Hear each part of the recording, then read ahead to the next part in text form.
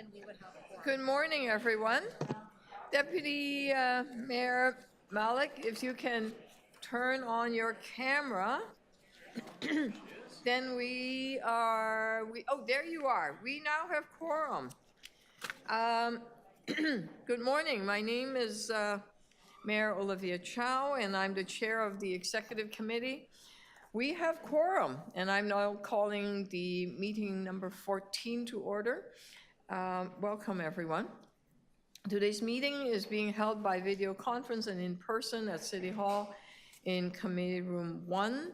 This meeting is also being live streamed online at youtube.com, Toronto City Council Live.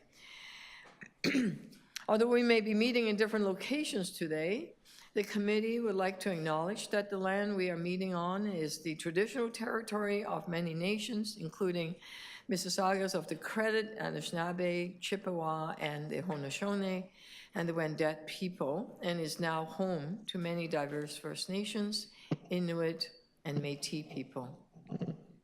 We also acknowledge that Toronto is covered by Treaty 13 with the Mississauga of the Credit. If you're registered to speak at today's meeting, please listen for me to call your name. I will call speakers in the order they appear on the list. The list of speakers can be viewed online by visiting the Executive Committee page at toronto.ca/council and clicking the speakers box for today's meeting. Members, the City Clerk has provided all agenda materials on toronto.ca/council and on CMP, the Clerk's meeting portal. Clerk's IT staff are available to members if you need help with your devices.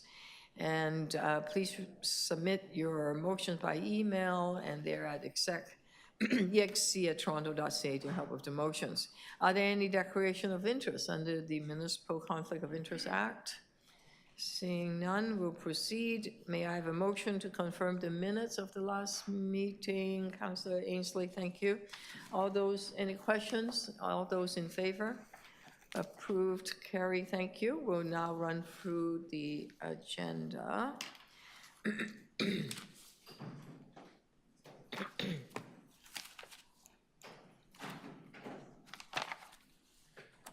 All right. First item, 14.1, East Harbour. This is consolidating, anyone? No. 14. All those in favor of, sorry. You have a question on 14.1. Okay. 14.2, Ontario line. Just 1 second here. I have 2 copies of everything, which is very helpful. 14.2, Ontario line Pape segment advanced work. Anyone? Okay, all those in favor? Opposed, carry. Next item, 14.3, sorry, just 1 second. 14.3. Can I hold on? This is the Ontario line Pape segment. Yeah, I will. I can do that at City Council. Can you put your mic on? I'm sorry. I can do that at City Council. I don't have to do that today. This is the Ontario line Pape segment. Sorry, my notes. Okay. The numbers were changed. Just give me a minute. Are we on 3? We're on 3. I'd like to hold 3. Okay. Okay. Extending the mandate. I have an old version of the item number. It was 1 down. Okay.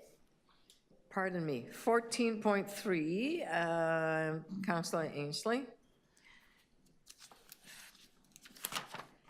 And 4, Marina Avenue, development charges. We have speakers? Yes, sir. Okay. And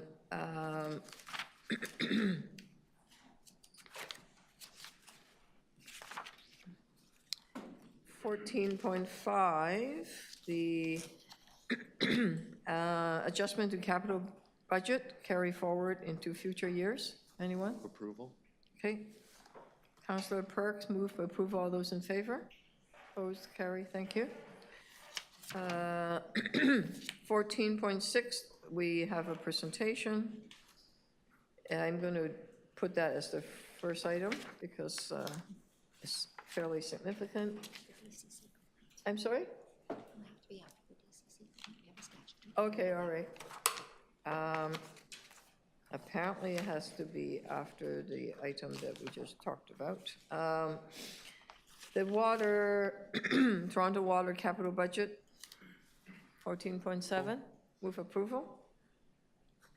Okay, all those in favor? Opposed, carry, thank you. Expenses of members of council, 14.8. Anyone? Nope. Okay, can someone move? Approved. 14.9, Aboriginal Affairs Advisory Committee, recommendations, anyone? Oh, there's a speaker on this one.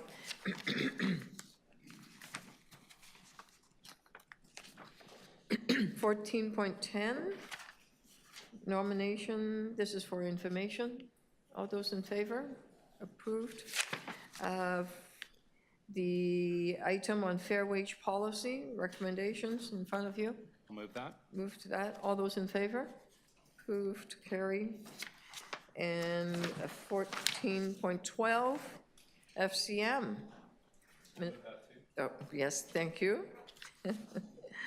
Thank you, Councillor Ainsley. All those in favor? Approved. And addition of Good Roads Conference. I think I'll move that one too. Thank you. You are very active. Thank you for your letter. All those in favor? Opposed, carry. I think that's it. Is there any walk-on items? No? Okay, the first one, the speaker is on the development charge complaint. Dan Nanetti, you are on development charge via video conference. Are you online? If so? Please. Hello? Hello, can you hear me? Yep, I can hear you. Hi, my name is Dan. I purchased a property at 5 Marina Avenue in Etobicoke. I'll just quickly go through my presentation here. It says that I can't share content. I'd like to just request to share my little document explaining my case. 9:43, so we have to wait a couple minutes. Oh, I'm sorry. For some reason, the clerk, can you explain what you just said to me? The item is timed for 9:45. It is now 9:43, so we have to wait 2 minutes before we can begin. Can we move the item, can we move the time forward? We're not allowed to move the item forward. Okay, I just have a little video. I feel that's relevant. I guess I could just. If you can just hold for a second, and we will start again. Our clerk said that this item has to be a bit later. Good morning, everyone. Let me say hello to all of you. And thank you for being here. I'm waiting for 1 more minute until, because this item, it's a development charges complaint. It has some legal ramification as to precisely when we could hear the deputant. And then the deputant, if you can start again when we're ready, and then you would be able to also share your screen. And we have to, Deputy Mayor Molly is going to lead us into some yoga, apparently. We are now ready. The time has, okay, I've been able to get it ready. May I trouble you, Dan Lanetti, to start again? And also, we will help you share your screen. Dan, are you there online? Yes, I am. Go for it. Okay, I'll try to share content. Said I can't share again. Maybe you can start speaking and we will start. Okay? Okay, I'll just got it? I'll just go through my little document. I don't feel like most of You it's should be able to share now. Try relevant. again. Okay. I will start your time. Oh, there you go. Okay, we're ready.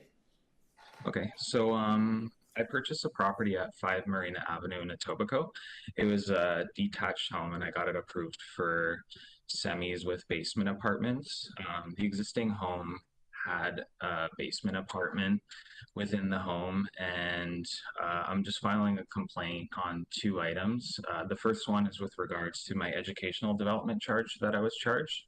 And the second one is the timing on the DC that I was charged. So I have a little photo and a survey. I have a quick video. I'm not sure if I can share that, but I'll get back to it if there's any relevance. So the existing house was built in 1920, and it was a detached home with a basement apartment. And I went from 2 units to 4. I was only provided with a educational development charge credit for the existing home and wasn't provided one for the basement apartment. I submitted a complaint. This is a little rendering of the house and a summary of all the development charges that I was charged at the site. I submitted a complaint, and the chief financial officer stated that I wouldn't receive an educational development charge credit for the basement apartment because I never paid the fee. However, the fee would have never been paid for the existing house either because it was built in 1920 and development charges didn't exist until the late 80s and then significantly revised in 1997. So I'd like to request that I receive an educational development charge credit for the basement apartment because I don't feel that the argument that it was never paid for is relevant. Additional to that, within the EDC bylaw, it states that if there's an existing detached house, you can build up to 2 additional units on that parcel without being charged an educational development charge. So it further emphasizes that hypothetically, the fee would have never been paid for. And then further within section 10 of the EDC bylaw, it states that if a property is demolished, that you're to receive credits for what was previously existing. So I'd like to request that I get 1 additional development charge credit for the education fee. I guess one other little side note, and I know I won't get credits for the other basement apartment because I had 2 apartments. Just a recommendation potentially if there's a revision to the bylaw, I'd recommend just giving people the educational development charge credit for secondary and third units right away during new construction. As the current bylaw is written, you're only provided with a credit if the building is existing. So if I have an existing detached house, then I'll receive a credit. I'll receive I guess a credit, or I won't have to pay for the education fee for the basement apartment. But say if I build a detached house with an apartment right away, then I do have to pay the fee. It doesn't really go in line with the recent change to the City of Toronto development charge bylaw, where you don't have to pay the second, third, and fourth development charge for a new development at the start. Just kind of seems that those aren't in line with one another. So that's perhaps just a personal recommendation if the bylaws ever change in the future. So that's my first item. And then my second item was with regards to the date at which I was charged for my fee for the semi. I guess just going back to the summary of what I was charged one semi development charge, $97,000, and then 3 for the educational development charge of just under $3,000.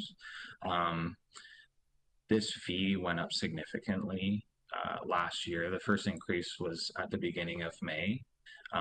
The fee went from approximately $68,000 and then bumped up $20,000, and then in the middle of August it bumped up an additional $10,000. I purchased this property at the end of 2020, and it was quite a lengthy process. I requested to the chief financial officer that I be charged the development charge as of believe it was May 1st, and I was told that administrative delays aren't a legitimate reason to postpone or sorry to backtrack when someone's charged a development charge for a project, even though it's May I stated trouble on the you? website. May I trouble you to wrap up? Your 5 minutes is up. Sorry, I have to go really quickly. So that's my second item was with regards to I think delays you that I have to wrap up, experienced. sir. Okay. So I guess I can't really speak to these items, but just very quickly, I was requesting that I be charged the development charge as of May 1st, based off of what I guess I summarized it within these items on administrative delays that I had experienced to no fault of my own. That's kind of a summary of what I'm requesting. Thank you for your deputation. Does any council members have any question to staff on this item or to the deputants? The deputant first, not to the deputants. Councillor Perks have a question to staff. Yeah, I was wondering if you Let could, me just ask whether there's any other speaker on this item? No. Go ahead, Councillor Perks. wondering if someone could just explain the underlying rules here and how they apply and if they were correctly applied. Through the mayor, I'm going to ask Natasha Zapula to provide some details as to how the DC calculations and EDCs are calculated during permit review. Good morning, through the mayor. The Education Development Charge Bylaw requires that credits be applied where they have been previously paid. It's clear in legislation that in order to apply a residential credit, the education development charge for that unit must have been previously paid. In this case, education development charges were not previously paid for the second suite, so they wouldn't get a credit for that second suite. The deputant claims that the second suite was created a long time ago. While that may be the case, even if it were created today, we exempt secondary suites from education development charges, and therefore they are not paid and they are not credited, and that's consistent in all permit issuance. For the development charge bylaw, it doesn't say previously paid, but the development charge bylaw does not allow for credits for exempted units. So you would credit this single, which is what, it was a single detached house, and then you charge for the semi.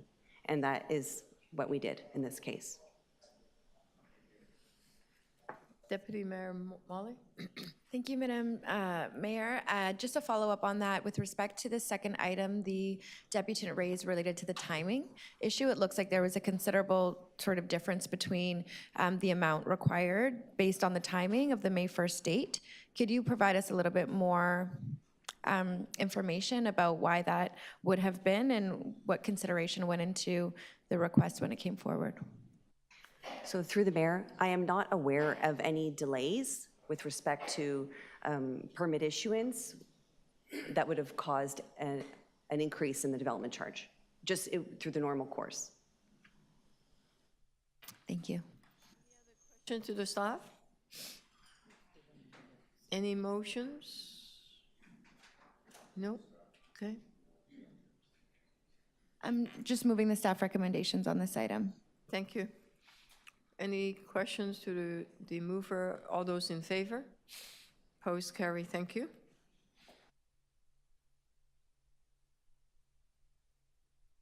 Our next item is we want to do the asset management presentation, 14.6. Let me just ask the review of the Aboriginal Affairs Advisory Committee has 3 speakers. Are the speakers here by chance? They're online. You okay to just do the asset management? Okay. Our CFO, I believe, have a presentation. Do you want to bring a chair?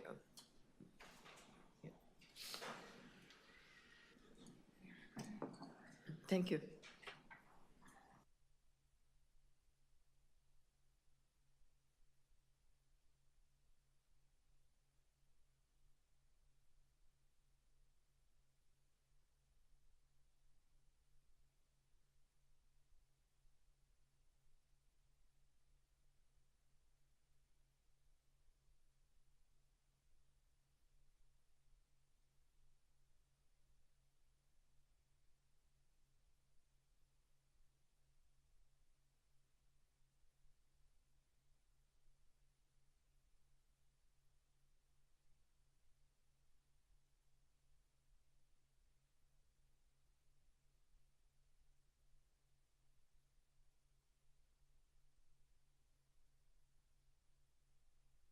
Members, given the the report, it's going to be a bit more than 5 minutes, okay? It is a very big, in-depth, comprehensive report. Okay. With billions of dollars, yes.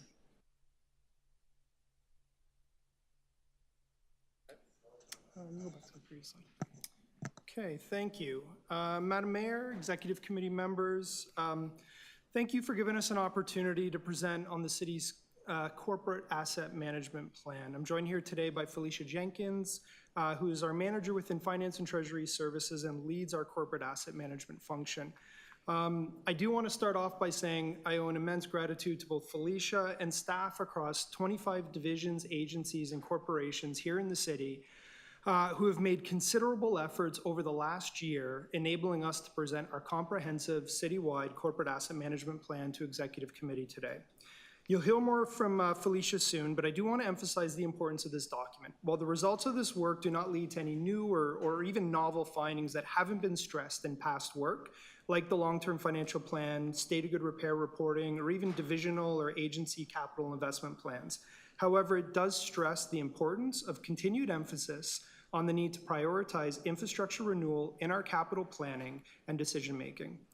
And it now provides us with a consistently applied citywide framework to asset management, which is absolutely critical to support our recent efforts in developing an enhanced capital prioritization framework. I'd now like to turn it over to Felicia Jenkins to walk us through our corporate asset management plan along with its initial findings. Thank you, Stephen. Okay. So the citywide asset management plan, it's essentially a blueprint or a framework that allows the city to centralize and standardize its asset management practices, to be able to align them to our capital planning processes, to be able to support evidence-based decision-making, to advance council's strategic priorities. Now, the development of the asset management plan is actually a really big major milestone for the city's asset management journey, as it's the first that's so far-reaching and wide in terms of scope, in terms of our stakeholders. So it actually incorporates 25 divisions, agencies, and corporations that were actually deemed in scope under the regulation as part of this AMP. More importantly, the asset management plan builds on existing asset management work that has been done throughout the city and continues to be done throughout the city, whether that's through tactical asset management plans that are done at the divisional or agency level, but as well as our core infrastructure asset management plan that was done back in 2021, which related to Toronto water and transportation services. So this AMP essentially meets the July 1st, 2024 milestone under the regulation 58817. Now, in response to that regulatory requirement, we are asked, and all municipalities actually in Ontario are asked, to report on the cost to maintain current levels of service, which essentially differs from the focus that's in our long-term financial plan, our budget process as it relates to SOGR backlog, as well as other business plans such as TTC's Capital Investment Plan or CIP. So when we're referencing SOGR backlog, what we're really talking about is the cost to eliminate all of our SOGR renewal needs, to bring them down to zero. But here, when we're talking about cost to maintain levels of service, we're really focused on maintaining the current state of our infrastructure assets and the current state of performance over the long term, over the 10-year horizon. So in which case, this corporate asset management plan actually uses a consistent or standardized process to allow for categorizing, classifying, modeling, and forecasting all of the infrastructure assets and their needs to allow for standardized comparisons throughout the report. And so, as I mentioned, this asset management plan is in response to the provincial regulation 58817. And so if you've read it, it's quite lengthy, but essentially if you were to summarize, it's 4 main phases, if I had to paraphrase, right? And so they're depicted here for you. So the first phase essentially is establishing an asset management policy. And the policy is really just the overarching guidelines or principles to follow in terms of engaging in asset management practice throughout the organization of the city. And so we ticked that box, we completed our asset management policy, it was approved by council, and it met the deadline of July 1st, 2019. Now, phase 2 and phase 3 of the regulation really focuses on asset management plans for current levels of service. And so phase 2 that focused on core infrastructure assets, so current levels of service for core. And under the regulation, it was 6 specific assets. So it was roads, bridges, and culverts, water, wastewater, and stormwater. And essentially, that was 2 internal divisions. It was Toronto Water and Transportation Services. And we did that asset management plan in line with the regulation approved by council, and it was submitted officially to the province by the deadline of July 1st, 2022. And so now here we are for phase 3, which is this asset management plan, which is current levels of service for all other municipal infrastructure assets. So really all assets that are directly owned by the city outside of the 6 core that was already reported on. And so when you think of all other, it's probably exactly what you're thinking. It's facilities, it's buildings, it's fleets, it's equipment, it's technology, it's green infrastructure, it's transit. Those are essentially the big buckets. And so again, in this report, this needs to be approved by council. It needs to be officially submitted to the province by July 1st, 2024, and then of course made public. And then last but not least is the phase 4, which is the final iteration under the regulation, which is an asset management plan that's related to proposed levels of service for all infrastructure assets. So that will include core as well. And essentially, the question that we're trying to answer here is, what is the proposed level of service that we wish to attain or achieve for each of the category of infrastructure assets that we have? And so here's where we start to make the distinction or the delineation between the cost to maintain levels of service versus the cost to restore levels of service, or the cost to increase levels of service to a higher level or a higher level of expectation from the public. And so once we determine what is the proposed level of service for each of those divisions or each of those asset categories, and then we ask, how much is that going to cost, right? And then from there is, do we have sufficient funding to cover that cost? And if we don't, that's when the real conversations start to happen around funding and putting forth funding strategies to be able to address that infrastructure gap and to close that gap. And so that report is TBD, so that is due to the province by July 1st, 2025. And so we're already beginning to kickstart that work going forward. Okay, so we're already here. All right. So the overall results and the findings of this corporate asset management plan essentially indicate that the replacement value for all of our infrastructure assets is roughly 73 billion. And so based on our SOGR modeling of current performance and our renewal needs, the cost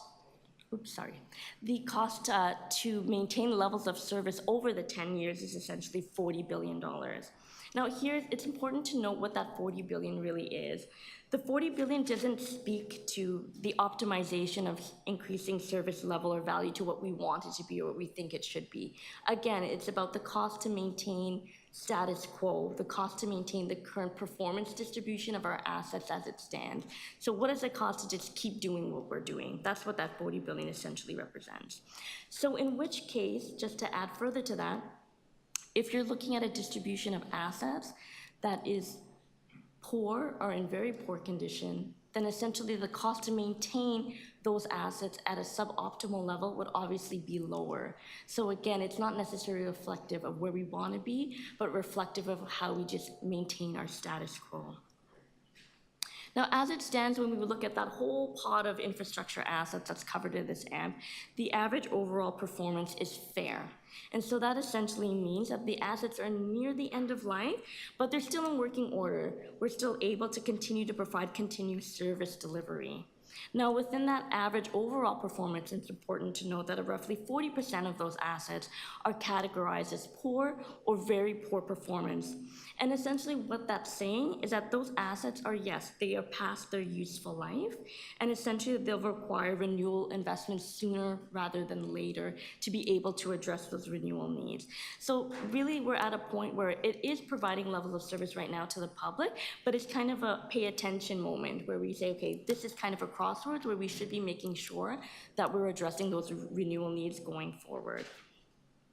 So on top of that, it's also important to note that these assets, again, they are providing levels of service, but likely at an increased operating expense. So there's probably more maintenance costs going down to make sure that these assets can continue to provide their levels of service, and likely at a suboptimal level of performance. And so the areas identified for SOGR investment needs as it impacts levels of service, it really doesn't differ from the areas that have been identified previously as a challenge to the long-term financial plan and the city's annual budget process, where further investment is really required for such areas as existing transit and transportation infrastructure, facilities, and community housing. And as you've noted, over the last several years, the city has made direct efforts to develop systems and mechanisms in place to ensure that funding is going directly to those particular key areas. Particularly over the last couple years, unforeseen events such as the pandemic, for instance, has caused the renewal needs to be further exacerbated in these areas, where much of the SOGR work that was planned or intended to be completed actually ended up being paused or deferred. And so as you can see through the analysis done in this asset management plan, we see that these same areas, again, keep popping up as being identified as areas for risk for decline in levels of service over the long term if existing renewal needs are not addressed in the short term.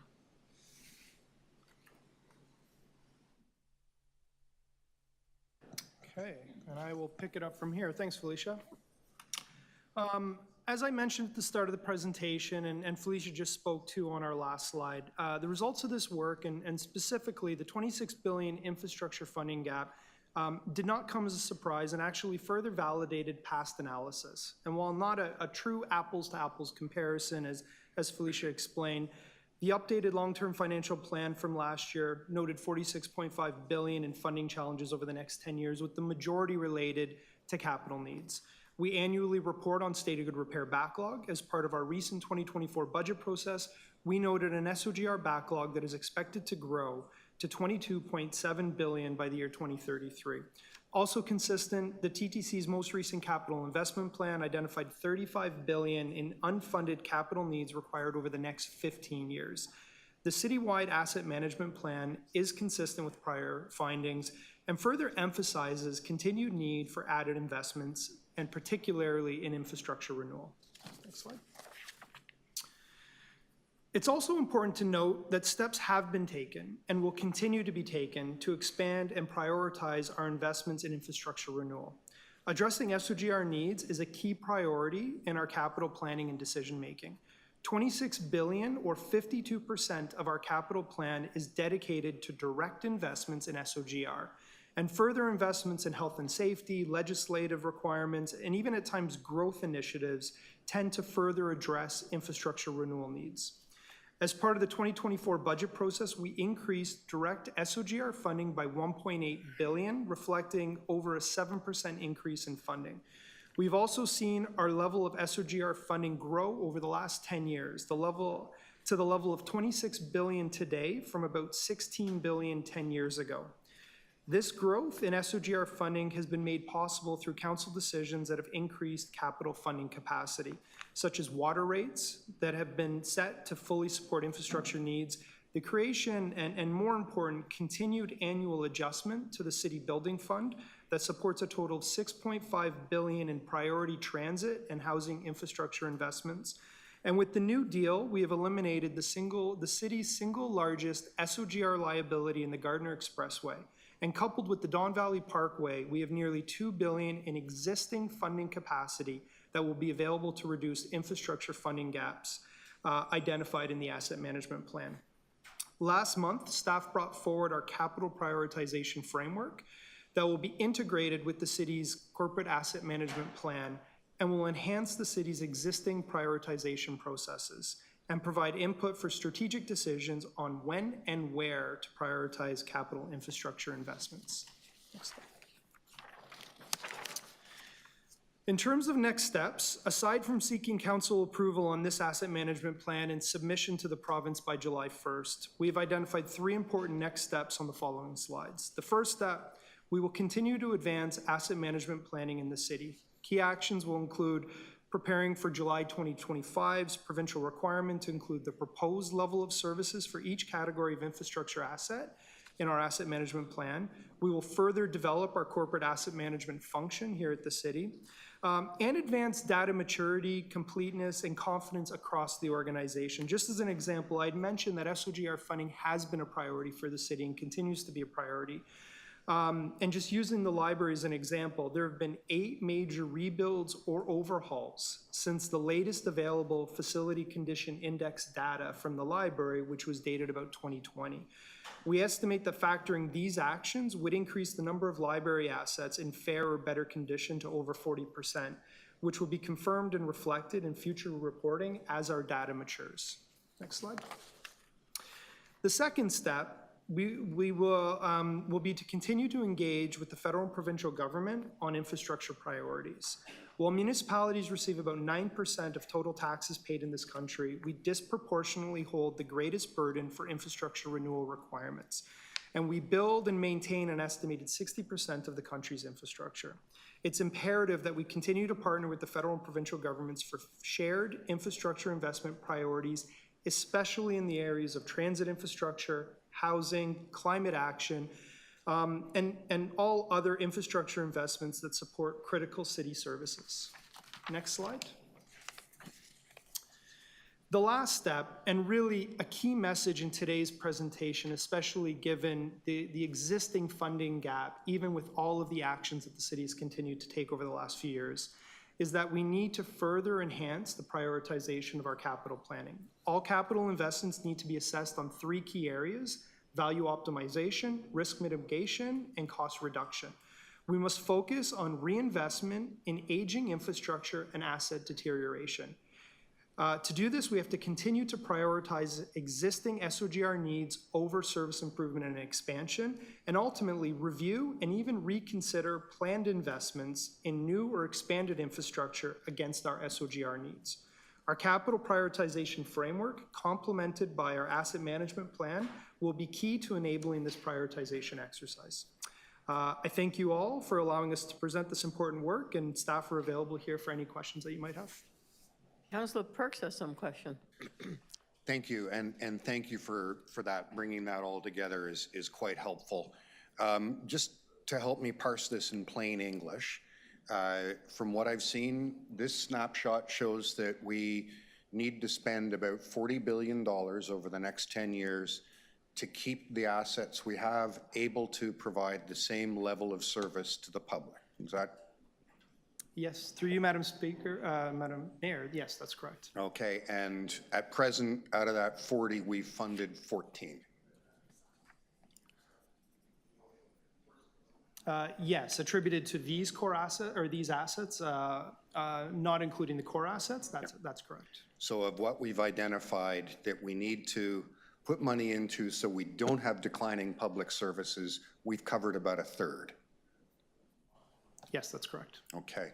These numbers, I just want to make sure I understood, don't include the TTC.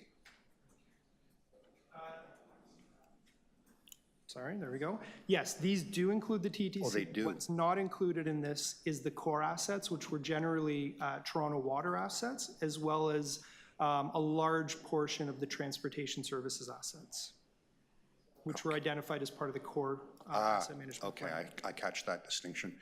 One of the things that jumped out at me is the dock walls.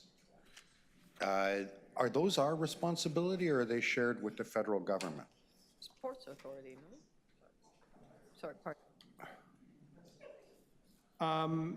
So I may have to turn to Felicia to speak to this in more detail, but essentially what we've captured were the dock walls that would have been as part of city-owned property and identified the needs. Obviously, I believe this is an area where we would have to have continued discussions with the federal government around the shared priority that is that infrastructure requirement. But they have responsibility here through ports, don't they?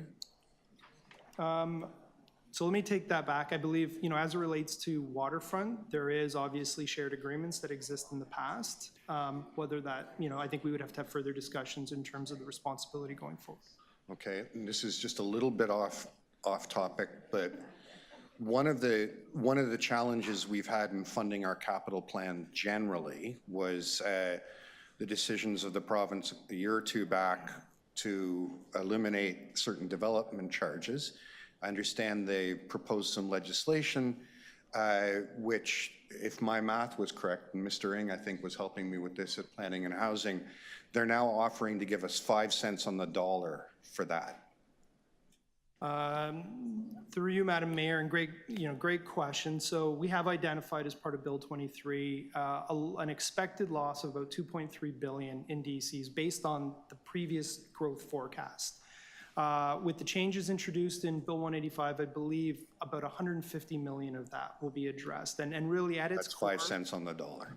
at its core, this is the challenge with the loss of DCs. And what it does is it puts our growth needs in direct competition with our SOGR needs. And we are now reliant on the funding that otherwise would have been directed towards our SOGR needs to have to be considered against addressing our growth requirements. Okay, final question. I'm thinking of your second recommendation now, or your second area for action. Maybe to put it more bluntly, we need the federal and provincial governments to either give us direct funding or to give us the revenue tools so we can cover these costs. Fair to say? Absolutely. Thank you. Councillor Fletcher and then Deputy Mayor McAuliffe. Oh, thank you. Just going back on the dock wall, did you say those are properties in which the city owns the property and then the dock wall is water facing? Which wouldn't be very many I properties. trouble you turn your mic on. Oh, it's on. It's Just okay. can't hear me. I'll speak up. Just clarifying your dock wall comment about that property would be city-owned property. Are you calling TPLC city-owned property or direct city-owned property? Through the mayor, so TPLC or Portlands, they basically have been doing rehabilitation on the dock walls, but they're under the custodianship of Create TO. So essentially what we're saying is that funding is being provided by Portlands, but they will not have sufficient funding in the next 50 years. So in which case funding will need to either come from the city or other orders of government to be able to address those renewal needs. Sir, I do understand that. I'm asking if you're talking about city-owned as city property, which we have on the waterfront directly owned at the dock wall, or we're talking about TPLC property, or we're talking about the fact that the city through TPLC has obligation on all of the dock wall under many different agreements that have taken place, or maybe we should get an update on that. It's very complicated. No, it's extremely complicated. Through the mayor, it is all city-owned. So essentially, we split it between the Portland's dock walls and then through the central and western dock walls. So everything from essentially the Keating Channel to the Humber River, which is essentially city-owned and under the purview of the city's responsibility. Okay, still not clear. So maybe we'll have an offline because city-owned and TPLC is technically two different things. Okay, thank you. I'm just really interested in the percentages in the report, and the dock wall did jump out at me as well, like it did at Councillor Perks, but CREM really jumps out at me. I mean, that is 33%. Could you break that down for me, please? So I can start, and we may turn it over. We have staff here from CREM that can probably speak to some of the individual assets themselves. Do you want to start with Marco? Do you want to? Yeah. Through you, Madam Mayor, it's Pat Matozo, Councillor Fletcher.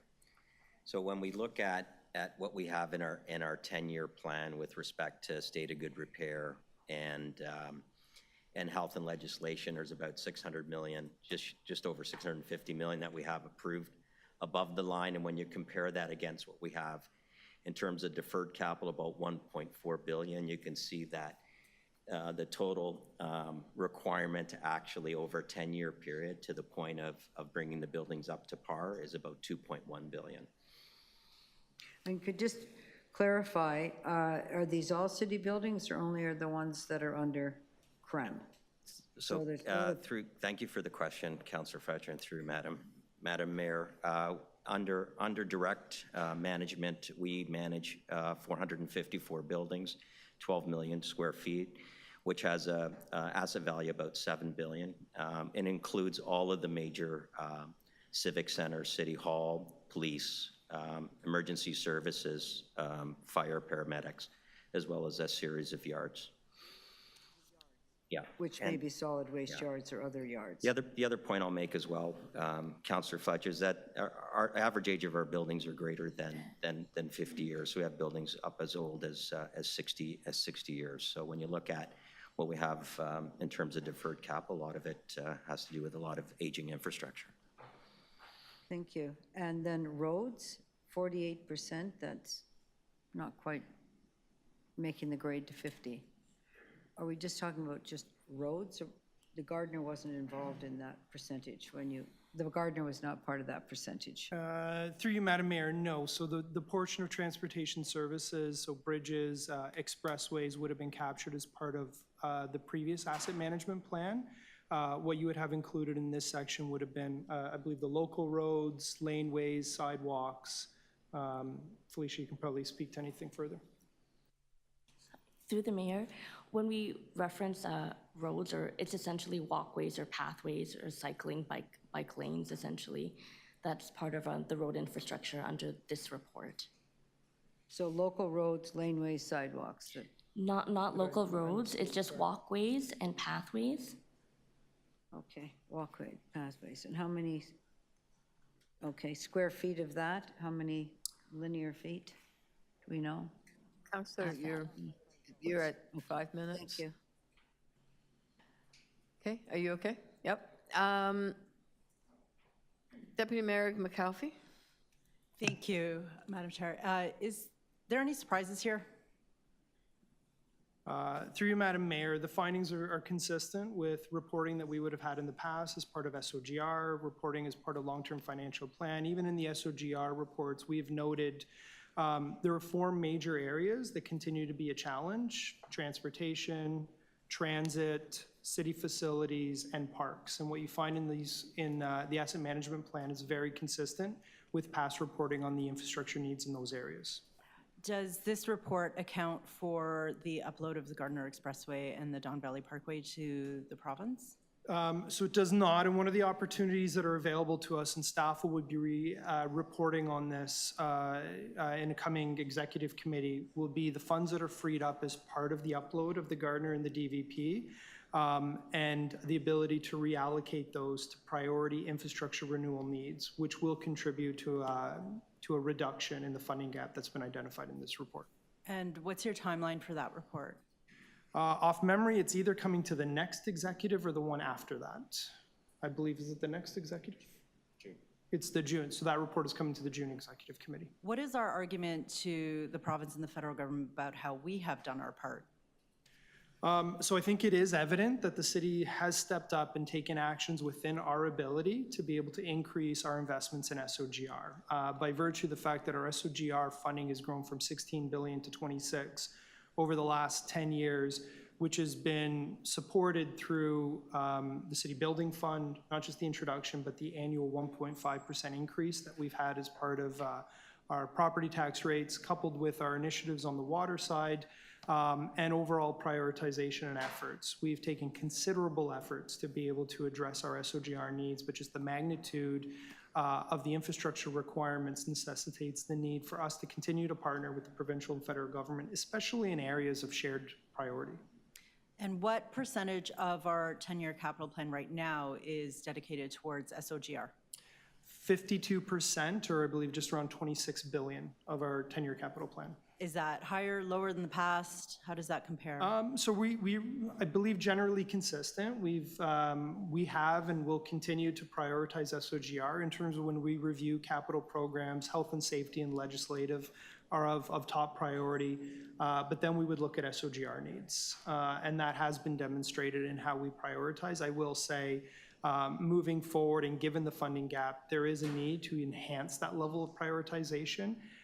And I believe the capital prioritization framework that we've developed is going to be an important tool, coupled with the findings of the asset management plan, in terms of directing where we direct those finite funds that we have available for the greatest impact in preserving and protecting the services that we have in the city that are supported by our infrastructure.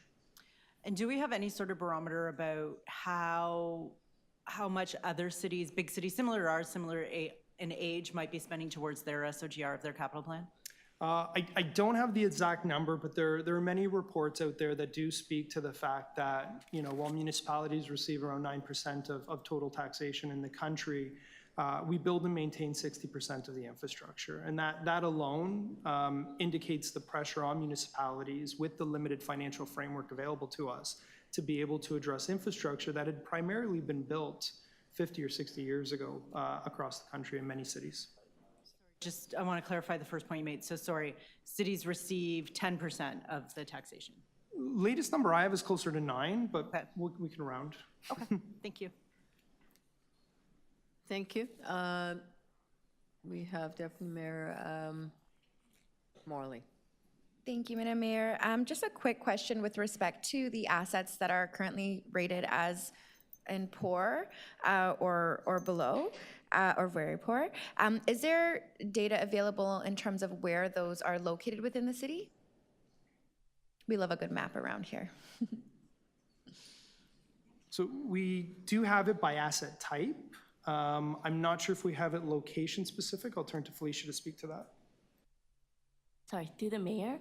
So a lot of the very poor and poor, so that 40%, and of that, about 70% is related to facilities. And so when we look into that a little bit deeper, it's essentially TCHC, so Toronto Community Housing, and as well as CREM. So those are probably the two big parts of that 70% related to facilities. The other portion of that 40% is related to linear infrastructure, which relates to transit or transportation related linear assets. Okay. Is there any intention as part of this ongoing exercise to sort of map that out and make it a little bit more clear for us as we work through budget conversations and other investments? Absolutely, we can. We are looking at continuing to advance the asset management function in the city, and that is something that we absolutely will look at in terms of being able to map out where those requirements are. Great. Thank you so much. Any other question to staff? I have a few questions online. Okay, yeah. Malik, sorry. Or is it? Thank Rafa? you. Oh, go ahead. A number of my questions were raised, particularly around the dock walls and the breakwater that is such an important safeguard for our waterfront communities, and looking forward to more information about that and our responsibility as a city. I just have a quick question about some of the critical social infrastructure assets that are listed: shelters, parks and recreation spaces, community housing, libraries. And they have some of the lower rankings of fair and better performance. I'd like to hear a little bit more about how this is being addressed, and maybe that is the intersection with the prioritization that was mentioned. But just to understand, since this is such a significant proportion, what we're looking at, how this is going to be addressed as we move forward. Through you, Madam Mayor, and thank you for the question. So it is absolutely an area that we have prioritized and will continue to prioritize. I think a few great examples. So even in TCHC, where we've noted it's one of the areas with our facilities that are challenged. Just a few years back, we added about $2.6 billion in additional funding capacity towards the TCHC with the aim to be able to maintain a facility condition index level that had been identified by TCHC. That $2.6 billion initial funding over 10 years, we've continued to add, 1.6, I think I misspoke, $1.6 billion. We've continued to add another $160 million a year. What we have found is when that initial investment coupled with some of the co-investment that we received from the federal government ends in a few years' time, you're going to see an increase in the facility condition index where the needs are going to outpace the city's contribution. So we continue to work with TCHC to prioritize further investments in those areas, as well as continue to engage with other orders of government to stress the priority of that area. I believe there's been other reports that have come forward to council specifically on shelter infrastructure and other key priorities in the city that have highlighted needs in terms of infrastructure investments, and those will continue to play a key part in our prioritization process as we identify where to direct funds moving forward. Thank you. I just have one more question. And while I know the proposed levels of service evaluation will come next year, just hearing a little bit more about the impact of the New Deal and what opportunities we're seeing, in as specific a way as can be shared to address some of these issues. Thank you, and through you, Madam Mayor. So we will be coming back with a report on the reallocation of existing funding capacity associated with the Gardner and the DVP. Through the budget process, we did indicate that the priority would be to look at investing those in areas, specifically areas that were impacted during the pandemic, where we paused capital spending, so transit, transportation, parks, facilities, as well as important housing infrastructure in the city. So that is a report we're working on.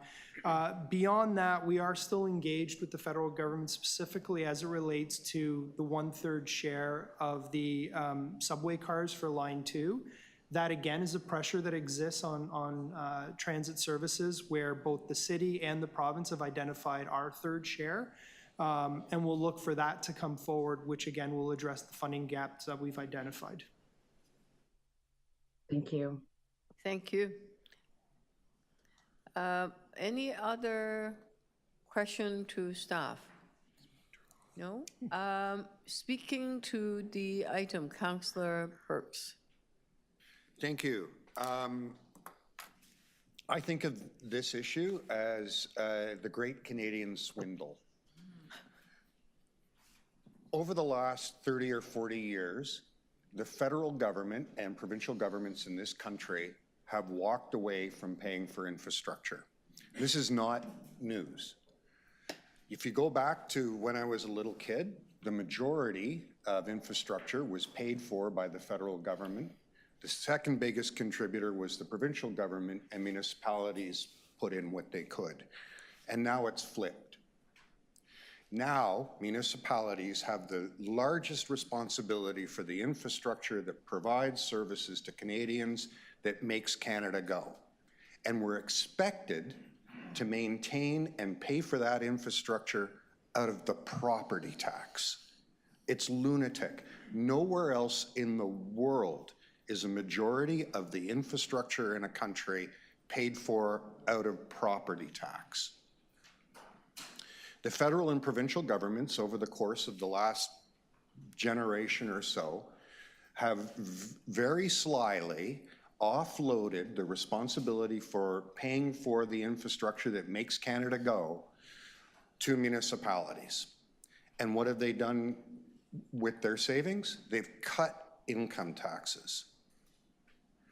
So, and they cut the corporate income tax. They have handed back money to people who are doing very well and asked municipalities to make up the difference and pay for the infrastructure. And now we are faced with the very stark consequences of that Great Canadian Swindle, which is the services that keep Toronto and all the other municipalities in the country going are no longer tenable. The services that we have to provide on behalf of other governments cannot be maintained with the current financial arrangement.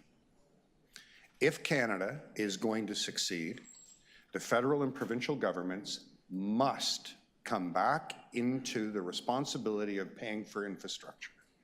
They can either do it directly, or if they don't feel they're up to that challenge, they can give us the revenue tools necessary. This is not a local Toronto issue. This is a fight for the ability of Canada and its cities to succeed. And, you know, Mayor Chow took a great step forward recently by getting the province to take back the Gardner and the DVP. But that's the first step on a long journey. And this journey is a journey for the success of the whole country. So I think it's incumbent on us as a city, as the leading city in the country, to speak up about the absence of the federal and provincial government in paying for the critical infrastructure that makes the country succeed. Thank you. Thank you for that, Councillor Perks. Well said. Other speaker on the item? No, I Madam think, Mayor, on yep, line, go ahead, Councilor Councillor Bravo. Thank you. I don't want to repeat some of the very wise comments made by my colleague, Councillor Perks, but I do want to say that this really is an existential crisis for Canada. The 80% of people in this country live in cities. Um, the the degradation of the quality of life of people who are in communities is really a degradation of the economy here in this region and across this country. And it also is a degradation of the economy of households and livelihoods when we can't safely and effectively move around on transit, when our buildings are old, when we're emitting carbon to a degree that is threatening our climate because there isn't the will to make the investment where it belongs, while the federal and provincial government extract a great amount of revenue from taxation. That is a huge problem. But I also want to point out that Canada is chasing the US in this downward spiral to cut corporate taxes and cut taxes for the wealthiest people. And that transfer of wealth has cost us significantly. And I think that we know who pays the most, the people that are taking care of our kids, of our elders, who are building things and keep this economy running. So I really appreciate seeing it all laid out in this way. And I just wanted to echo what's already been said. But finally, to say that the new deal that the mayor secured and the raising of the profile of the possibility that the province and the federal government must step back into this, need to help pay for our new subways that help us keep this our infrastructure in good repair for now and for the future, is something that I hope is triggering a movement across this country from the ground up. Thank you. Okay. Thank you. I just want a quick comment echoing what Councillor Perks said. It in some ways, when I first moved into my house many years ago, the Lillian Smith Library was just being built. It was beautiful.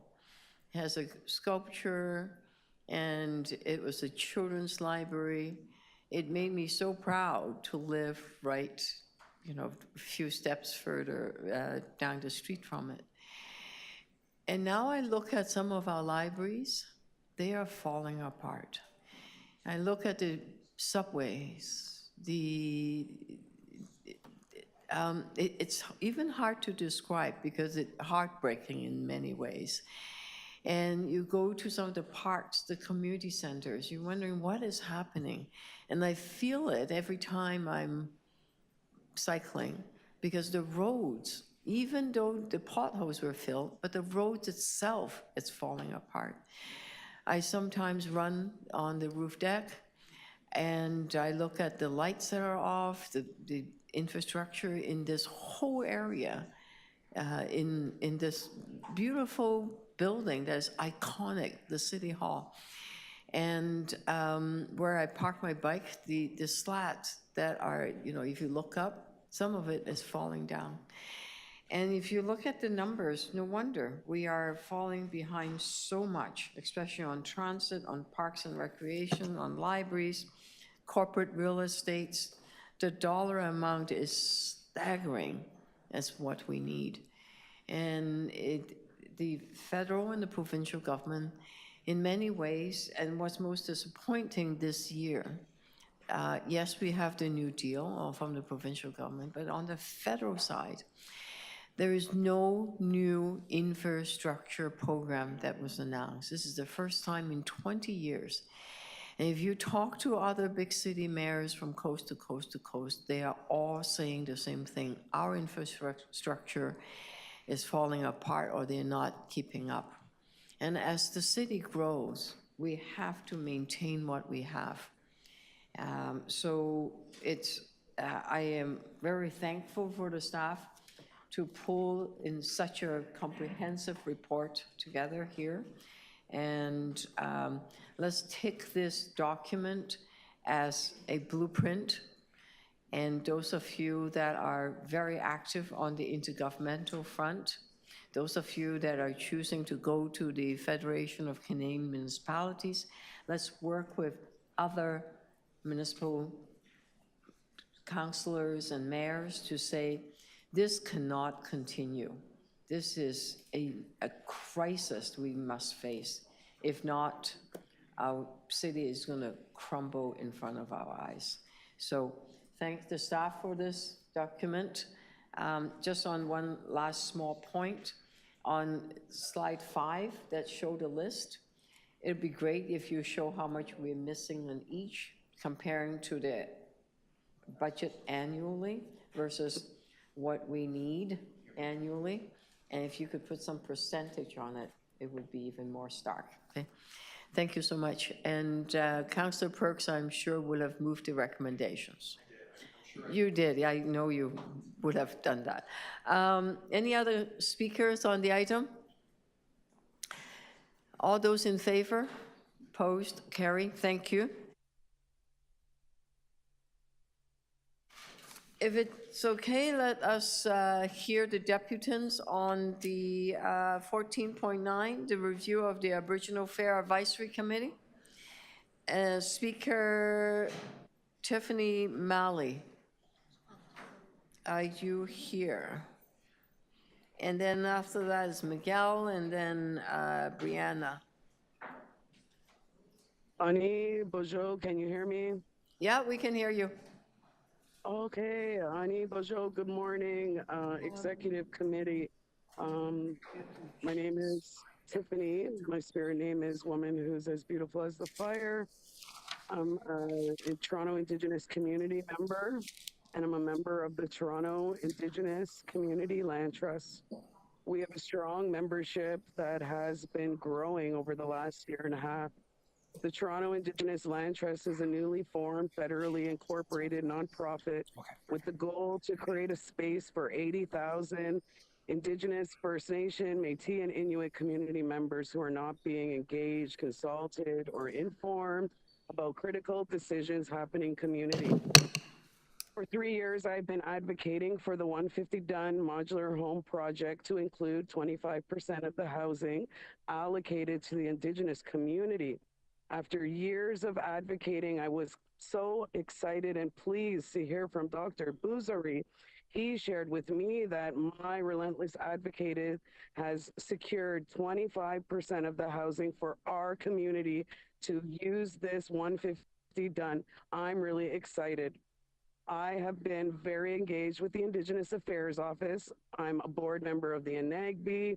I'm on the advisory committee with the Mental Health Crisis Response. Unfortunately, sadly, I was unaware that this agenda item was coming to Executive Council today. I had less than 72 hours to communicate to community. This item was being spoken to. The IAO did not inform us.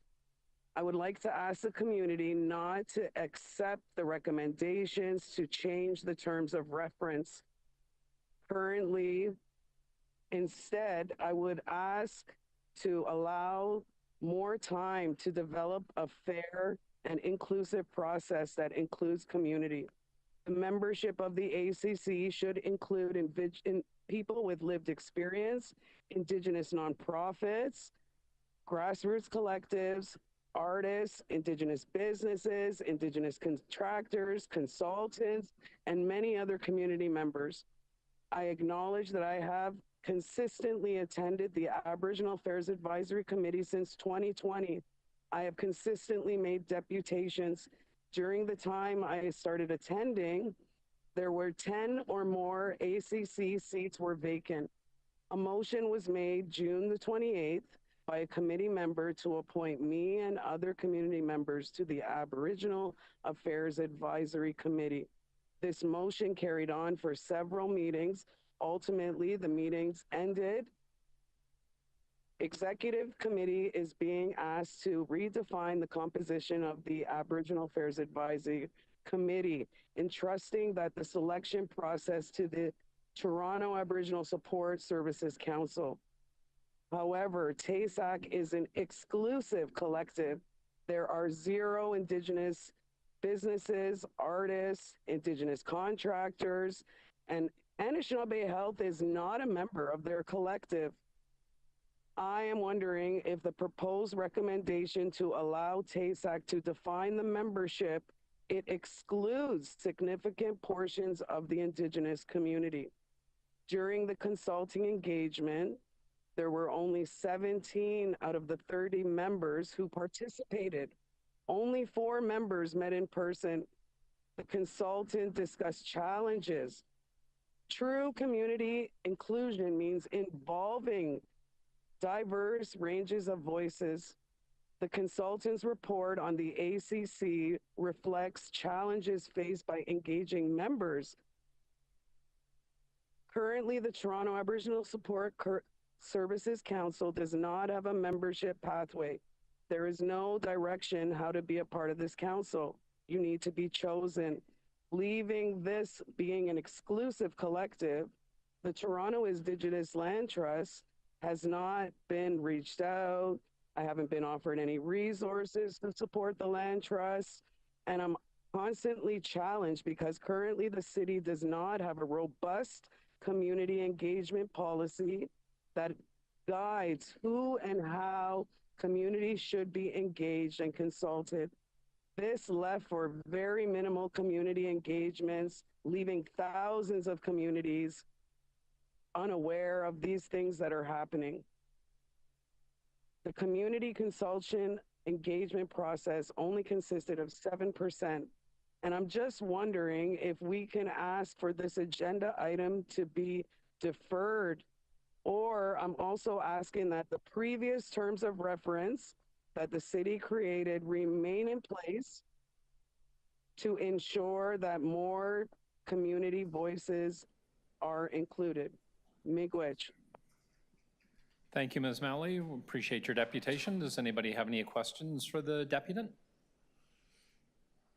Seeing none. Miigwech, thank you very much, Ms. Malley. Appreciate your time this morning. The next deputant is Miguel Avila Velarde. Hello, good morning. Good morning, we can hear you. You can start, Miguel, whenever you're ready. Okay, fantastic. I would like to share.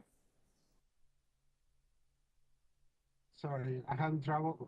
Can you hold my time, please? Sorry. I had to go into my computer settings.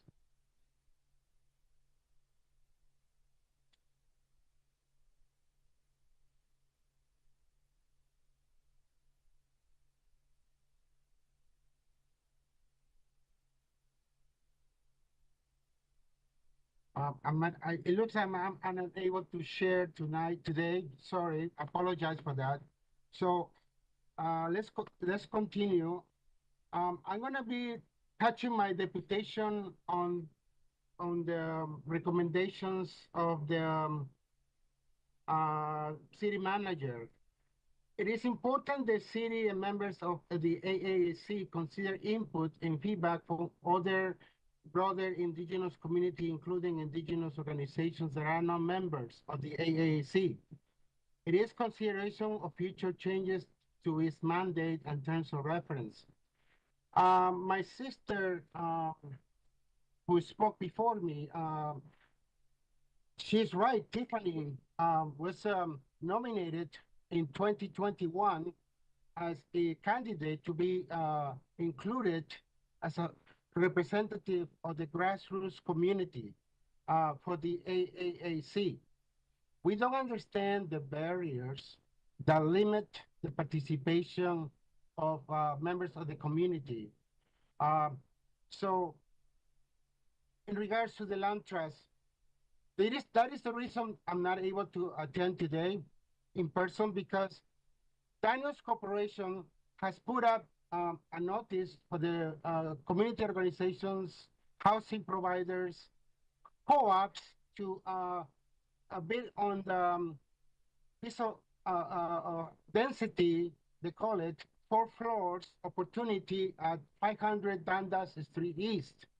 I want to remind you all that in 2021, during the pandemic, my sister Tiffany and I and the Regent Park Neighborhood Association, they were engaged in negotiations with Daniels about the future of the lands at 500 Dundas Street East.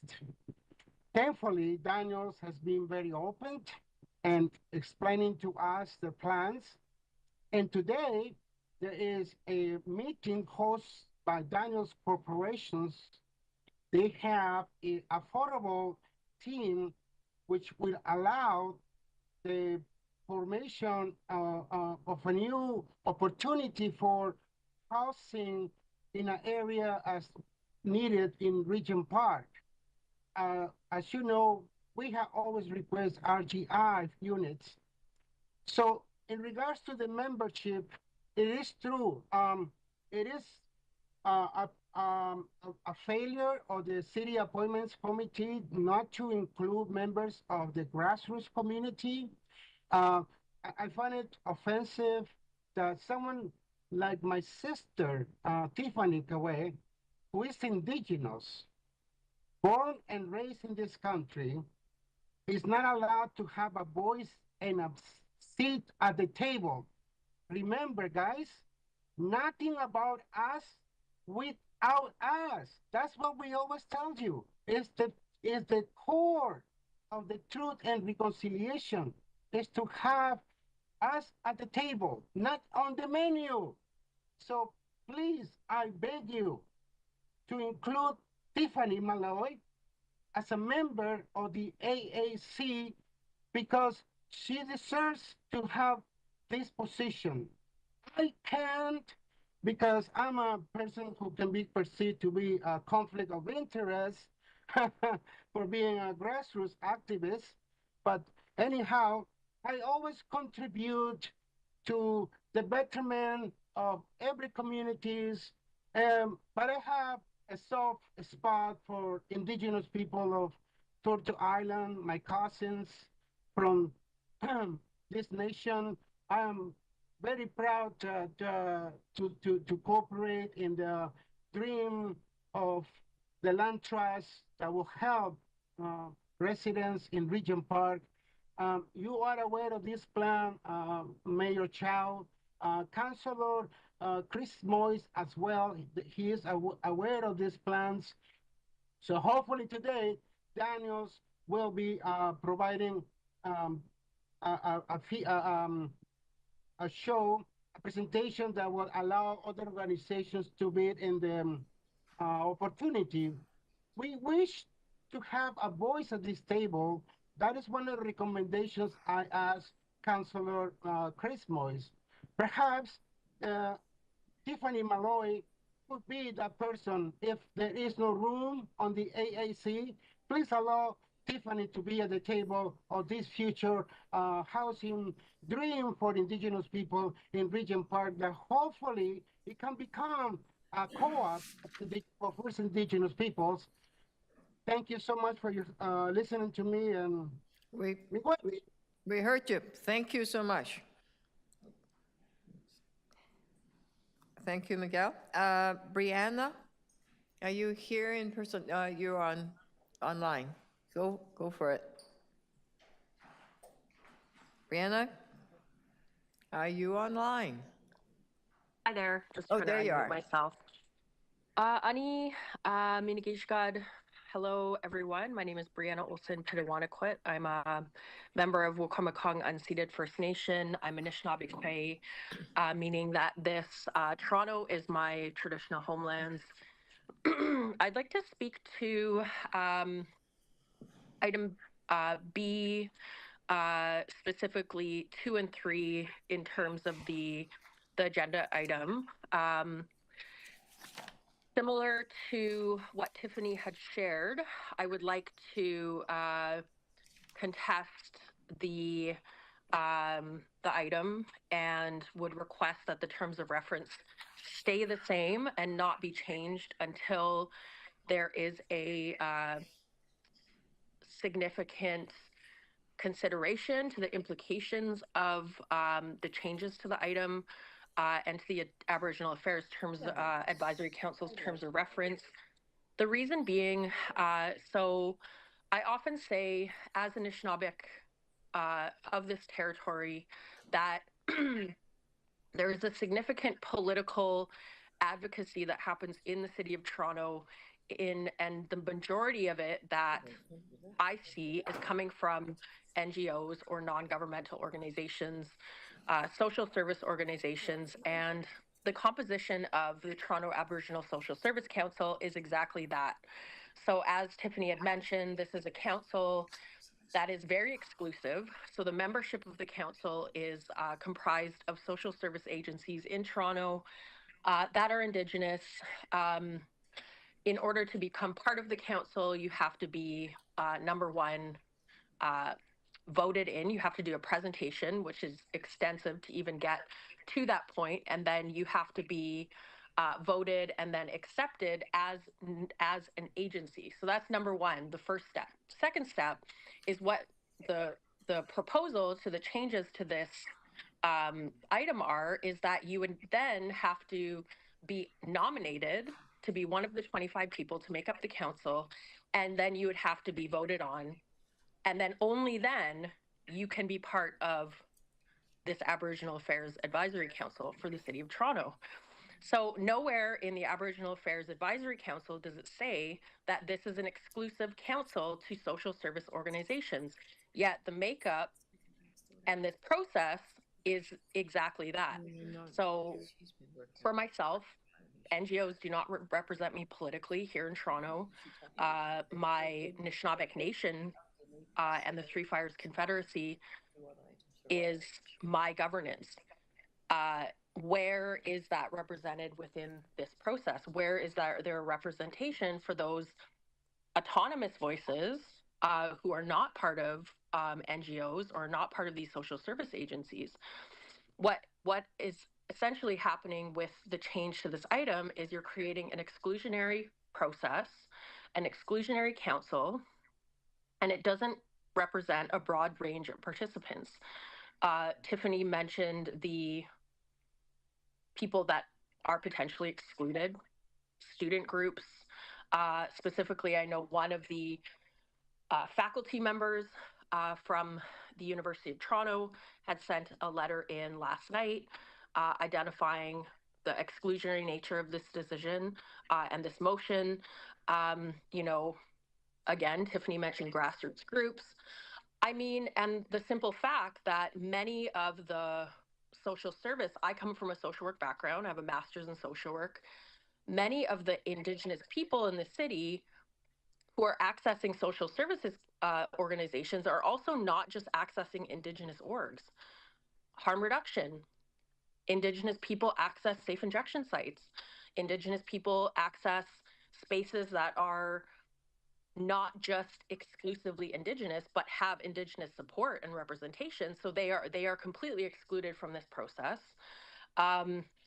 Again, looking at representation, so how are the Indigenous people who are, you know, part of the nations that are part of this confederacy and this traditional territory, so Haudenosaunee, Anishinaabe, how are their voices being ensured that they have representation on this council? There's no mention of that within this motion either. May I trouble you to wrap up, please? Sorry, Okay. 5 minutes. So there's 60 to 80,000 people in Toronto. I just think that this is unacceptable in terms of how small the scope is in representation for those people. So I will leave it there and miigwech. Thank you so much. I've gotten a request by Councillor Bravo. I'm going to deal with other items first, if that's okay, and then come back to it and allow her some time to talk to staff. So if that's okay, right, I'll come right back to this. There are in front of us item 4.123, East Harbour, Ontario Line Road Closure and Chief Information Security Officer mandate, okay? Let's just go through those quite quickly. Councillor Fletcher on East Harbour, 14.1. Thank you. I just wanted to know the, how we're doing with getting more affordable housing there. It is a large site. City's policy is a 20%. Are we anywhere close to getting 20% affordable rental housing on this East Harbour site? Through the Speaker, or through the Mayor, Councillor, we have achieved the 215 units, but that have not been able to move beyond that. So that equates to approximately 5% of the units that will be developed on the site. And have we asked for 20?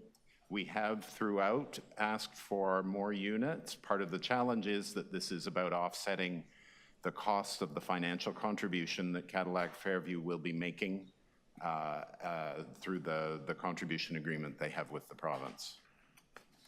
Well, are we not contributing a smart track station, or what used to be called a smart track station at this site? Through the Mayor, we are making an investment in the transit hub and in other infrastructure in the area. That's correct. So if I'd be right to say that the TOC program of the provincial government does not yet have a robust affordable housing wing or component to it, including this site, correct?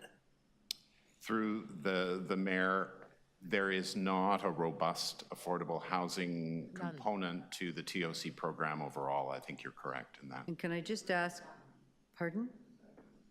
For a large site, I'll ask the planning department, what is the requirement on a large site for affordable? Is it not 20%? Through the Mayor, I will have to get you that information, and I'll have that information for you, Councillor. Is there nobody here from planning? Yes, that's me, Councillor Fletcher, Shauna Kerr, City Senior Planner. policy is pretty clear, is it not? Large site, 20%? Through the Mayor, yes, Councillor, and that has also been the direction of City Council for our objective related to affordable housing in TOCs.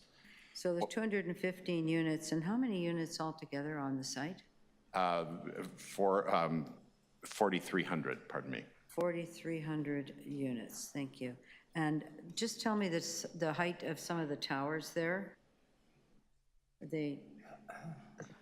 Through the chair, so we have maximum heights going up to 250 meters, which would be approximately 70 stories. How many?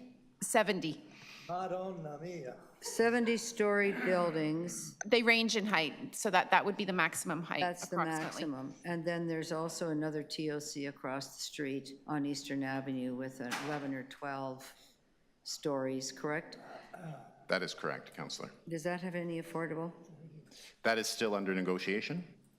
I see. And it's IO that's doing the affordable, doing the housing. Remember, this was an employment area that was MZO'd by the provincial government. How have you been doing with maintaining this area as the residential and protecting the rest of the uses, particularly the film industry, to the east of this site, which is a council direction? Pardon me, Councillor, could you repeat the question? How are we doing? The council directions was to, yes, there is an MZO here, and we have that little problem that it's being rezoned through an MZO, but to work to protect the employment uses to the east, particularly all of the film uses, and I'm asking how your progress is there. So through the Mayor, we will be returning to Planning and Housing Committee in June with the report on employment conversion for this area, and we are taking a very surgical approach to that, as was presented to PHC before, so that we are protecting the remaining employment lands on East Harbour, and that includes for the film industry and others. Thank you. Any other question to the staff? Councillor Fletcher, do you have any motions? Do you want to speak on it? Yeah, I'll just speak briefly. Again, I don't know. We have a lot of units here at East Harbour. We have a lot of units at Gerard Carlaw. And I think everybody saw the report on the number of transportation requirements there are to construct the Ontario line. So these are married up. The TOCs are married up IO and Metrolinx on all of these sites with thousands and thousands of new units. And definitely, so far, only 215 affordable, and that includes for any of the sites in my ward, of which I have 4 TOCs. I find this to be very regrettable, and I know that staff are trying very hard to increase that. I'm not sure that we can do a lot about it, but we do have a lot of things that are required from the city in order to achieve this project in a successful way.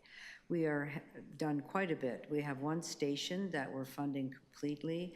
It is probably the biggest transit hub anywhere. There is the streetcar line, the GO train, which was called Smart Track. Well, it's called the GO stop, and then as well the Ontario line. 3 major transit lines in one place, 4,300 units, and 215 affordable. I kind of rest my case that that's not enough. And I know we'll continue to do that, and I know, Madam Mayor, that you will continue to keep the pressure on the province to ensure that in these TOCs that there's an added benefit to everybody, which is to allow everybody to live there, not just wealthy people to live there. And then on the Heights, which is another matter, I'd just like to take a little more regional approach to this, or area approach, because that's very high. Then we have Eastern Avenue, that's on the south side of Eastern. It's going to be very large. On the north side of Eastern, I think planning has to be a little bit more flexible to put the density on exactly on the edge of Eastern Avenue and not back into the neighborhood, which is all single-family homes. This is an area that's been industrial, part industrial. There's many small, like many other wards, probably you, Councillor Perks, and perhaps you, Councillor Morley, where you have areas that have these small pockets in there that are now getting rezoned. So let's rezone them up onto the edge of the street and protect what's behind them, much as what City Planning and TCHC did with on Eastern Avenue with Dawn Somerville, where all the densities on Eastern Avenue and the Queen Street flankage is more to scale. And I'm just raising that here because at council I'm going to be doing something along those lines. So 2 things, let's look at all the neighborhood when we're here. Let's look at what our contributions are to East Harbour, which are considerable, including moving all of the tracks that TPLC owned along the south end. The takedown of the Gardner is exactly the plan that David Jarofsky brought to this city council when he was owning that property. And we have a very robust affordable housing program that this does not measure up to the standard that we've set for developments. It doesn't measure up to even our city standard of 20%. I remain disappointed, but also hopeful that we will have a breakthrough here. Thank you. Councillor, so you know, I tried to double it to 10%. Of course, I started with 20% as you suggested, but it did not go very far. I did not have the clout because it's,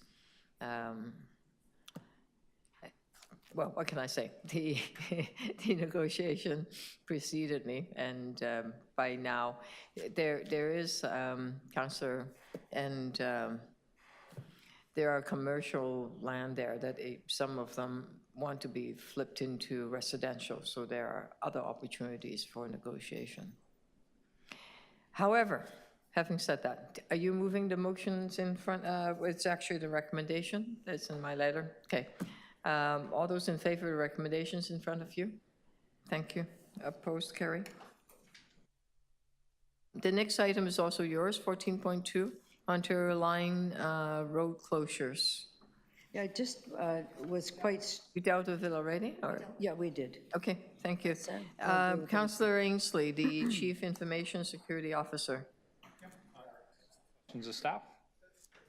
Okay, thank you. So through to staff, the first question I wanted to ask about the list of agencies and boards and commissions that we want to look at having our Chief Information Officer look into for cybersecurity. I don't see the Canadian National Exhibition listed. Where's everybody? Through the Mayor, it's Manish Agnihotri, Chief Information Security Officer. Canadian National Exhibition is already onboarded with our services. Sorry? They're already onboarded with the Office of CISO in terms Okay, of so they don't need to be listed? They should be listed there. We'll put it in, but they are onboarded with us. Okay, all right. And then I wanted to ask about recommendation number 2, where it talks about the different standards that we're looking at following. And so International Organization for Standardization, there's a cybersecurity standard. It's ISO 27001. Like TPA. Is that what you're looking at following? Through the Mayor, we're looking at ISO also, but NIST. NIST is the best practice framework that's used across the board for cybersecurity. Okay, I was just, from all of the reading that I've done for a while now, that seems to be the standard that everybody's specifically following is the ISO 27001. So what we have done through the Mayor is created control objectives that bring in the best practices through ISO and NIST, which is the standard that other levels of governments are also using in terms of cybersecurity controls. Thank you. Okay, and then the National Institute of Standards and Technology, they have 2 very specific standards that they recommend organizations follow, NIST 800-1701 and NIST 800-171A. Is that what we're going to be looking at utilizing? Yeah, that's part of the NIST standard. And then the other organization or standard that I didn't see mentioned, cybersecurity maturity model certification? Through the Mayor, so our cybersecurity model certification is based on the NIST standards and based on our control objectives that we can talk about in detail in camera. Okay, all right. And then on the recommendations further down, recommendation number 11 and 12 says you're going to report back on an annual basis. And then number 12 says report back as needed. And I was kind of surprised. I thought number 12 would be report back annually as well and not as needed. I thought that those 2 would be utilized together at the same time. Do you want to take that one? So through you, Madam Mayor, the intent of recommendation 12 is in the event that we need to come to executive before we report on an annual basis, we have the ability to do so. Okay. Versus an annual report as normal course. I just thought you would do both of them at the same time. So the intent of recommendation 12 is if we need to come to executive committee to highlight a specific risk through the year, we don't want to wait to do so. We want to do so immediately. So that is the intent of recommendation number 12. Okay, all right.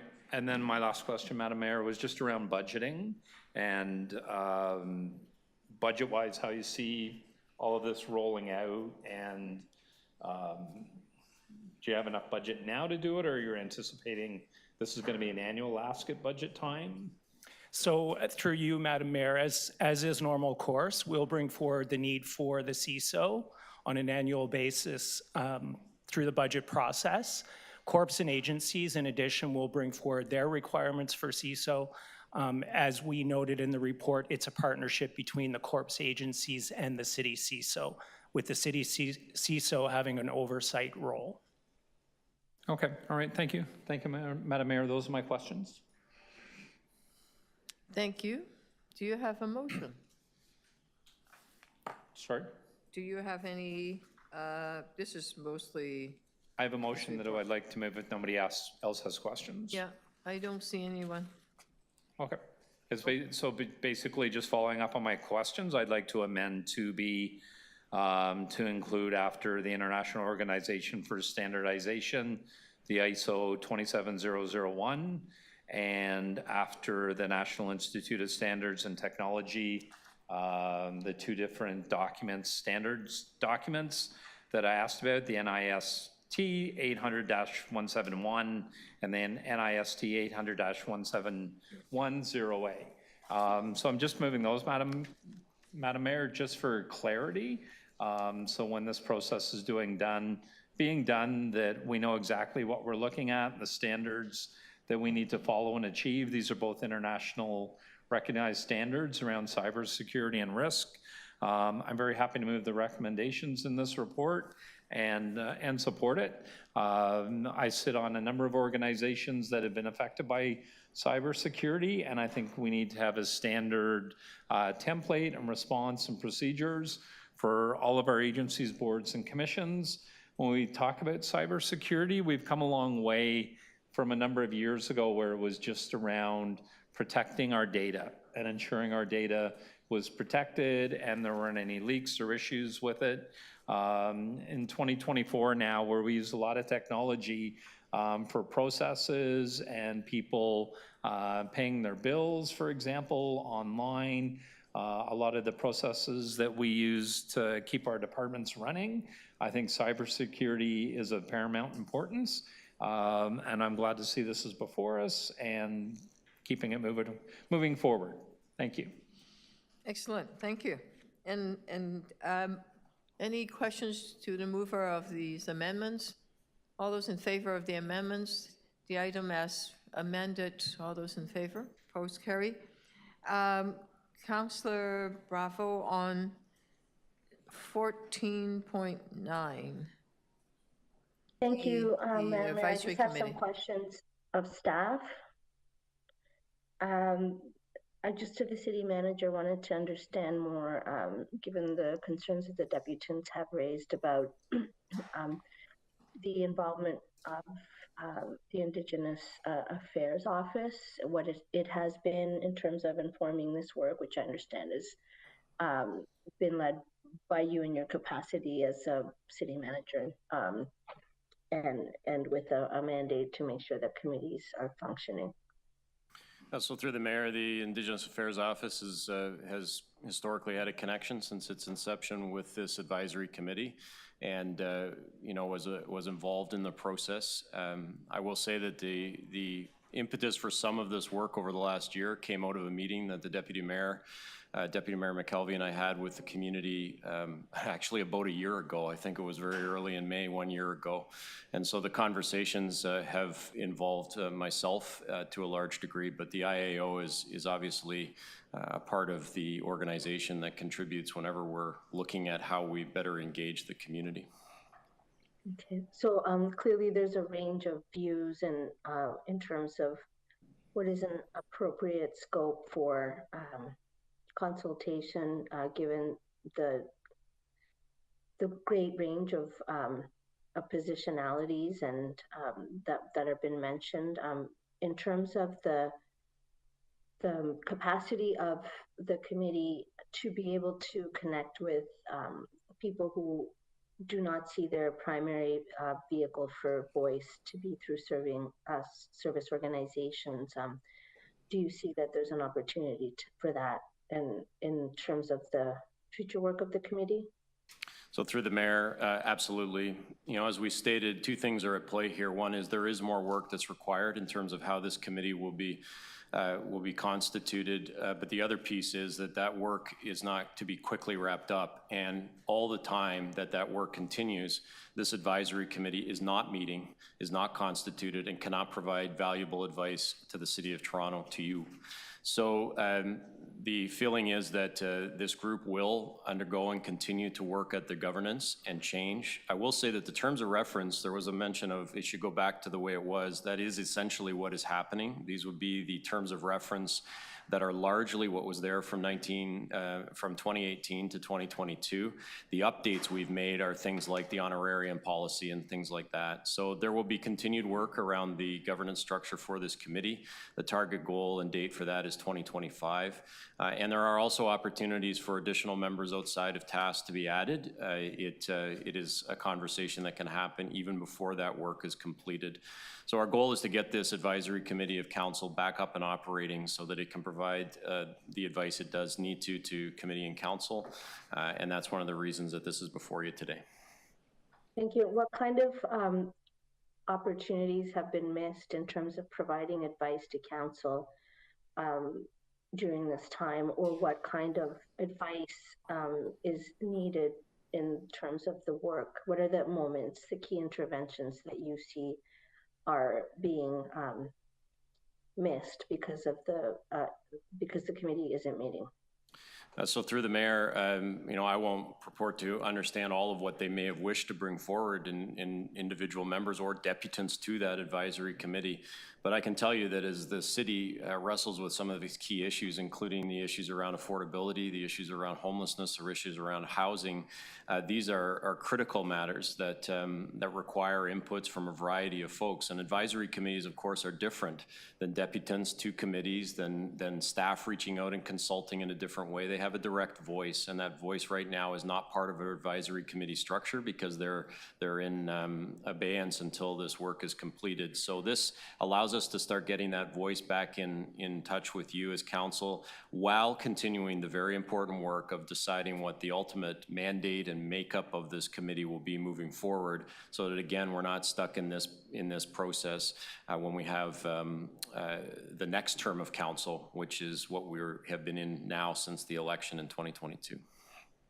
And for my last question, you've alluded to the many ways in which the city, through the reconciliation plan, and also because of the ongoing work of our all divisions, that there are a number of ways in which, is it correct that there's a huge number of ways in which there are continual conversations and consultations through, for example, housing rights, public health, etc. Is that correct? Shelter. So through the mayor, there are. I mean, this is an important piece of the puzzle, but it is not A, the only way that we engage, nor B, is it the only way that communities can come forward and be part of the work that's happening here at the city. There are many engagement points, some led by staff, some led through other advisory committees, some led by other initiatives that are underway. So this doesn't in any way stop that or change that process. It simply adds to it by putting back in place what I think is a very important advisory committee to council. Thank you. Speaking on the item, Councillor Bravo. Any other questions of staff? No.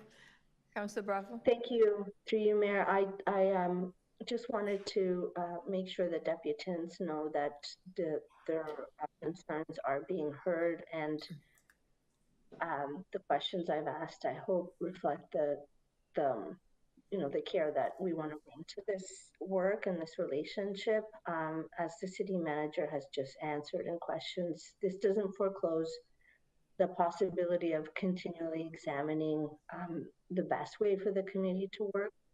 And I think that I hope that we take as expansive a view as possible about the relationship that the City of Toronto and all of its divisions and areas of work and obligations it has to First Peoples and